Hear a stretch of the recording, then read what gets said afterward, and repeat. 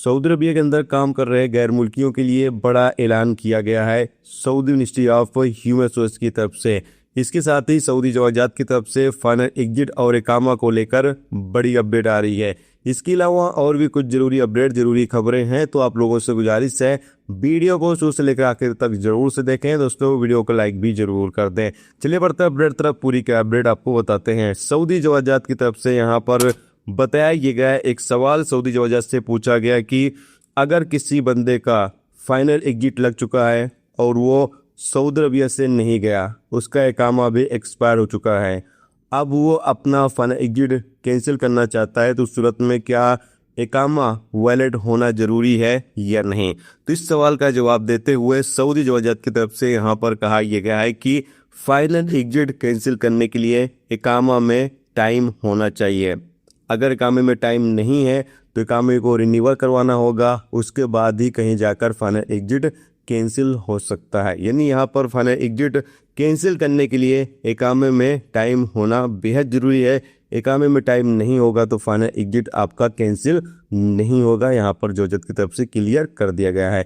इसके अलावा दोस्तों अगली अपडेट यहाँ पर यह है कि Saudi ministry of human resource की तरफ से अपडेट जारी करके बताया गया है कि सऊदी अरब के अंदर जितने भी डोमेस्टिक वर्कर के तौर पर बंदे काम करते हैं, जिसमें हाउस ड्राइवर, खद्दामा, आमिल मंजली, नर्स, ये इतने भी डोमेस्टिक कैटेगरी में लोग आते हैं, उन लोगों के लिए यहाँ पर कहा यह गया है कि उनसे डेली की बुनियाद पर 10 घंटे से ज़्यादा ड्यूटी नहीं ली जा सकती है। कोई भी कफील अपने डोमेस्टिक वर्कर से 10 घंटे से ज़्यादा काम नहीं ले सकता है। और साथ में यहाँ पर यह भी कहा गया है कि 24 घंटे के दौरान 8 घंटे का रेस्ट वर्कर को मिलना चाहिए।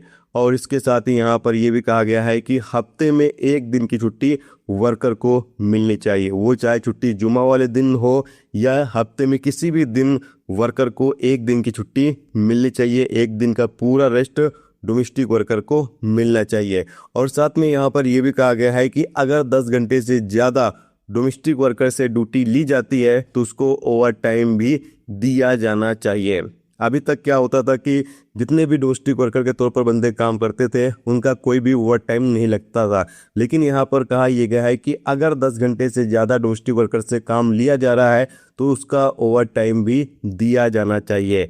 और साथ में यहाँ पर दोस्तों आप बता दें कि अगर डोमेस्टिक वर्कर 2 साल में छुट्टी पर जाता है तो उसका आने जाने का टिकट भी कफील को ही पे करना पड़ेगा, नहीं टिकट भी कफील को ही देना पड़ेगा। तो ये कुछ नए नियम जो डोमेस्टिक वर्करों के लिए लागू कर दिए गए हैं। जो नियम कंपनियों में बंदे काम करते हैं उनके लिए लागू है, वही सेम नियम अब डोमेस्टिक वर्करों के लिए भी बना दिया गया है। तो इस अपडेट के बारे में आप क्या कहना चाहेंगे, प्लीज अपनी राय का इजहार कमेंट बॉक्स में जरूर करें। इसके साथ ही अगली अपडेट यहाँ पर यह है कि सऊदी मौसम डिपार्टमेंट की तरफ से अपडेट जारी करके बताया गया है कि अप्रैल के महीने के दौरान सऊदी अरब के ज़्यादातर इलाकों में बारिश की संभावना है, चाहे वो रियाद हो गया, मक्का मुकरमा, मदीना मुनव्वरा और भी जितने भी शहर सऊदी अरब के अंदर मौजूद हैं, ज़्यादातर इलाकों में अप्रैल के महीने के दौरान बारिश होने की संभावना बताई गई है सऊदी मौसम डिपार्टमेंट की तरफ से। इसके अलावा दोस्तों अपडेट यहाँ पर यह है कि कतर के अमीर सऊदी अरबिया के शहर जद्दा पहुंचे और जद्दा में उनका सऊदी अरब के क्राउन प्रिंस मोहम्मद बिन सलमान के द्वारा काफ़ी ज़्यादा गर्मजोशी से स्वागत किया गया है, जैसे कि आप सामने स्क्रीन पर वीडियो क्लिप के माध्यम से देख सकते हैं।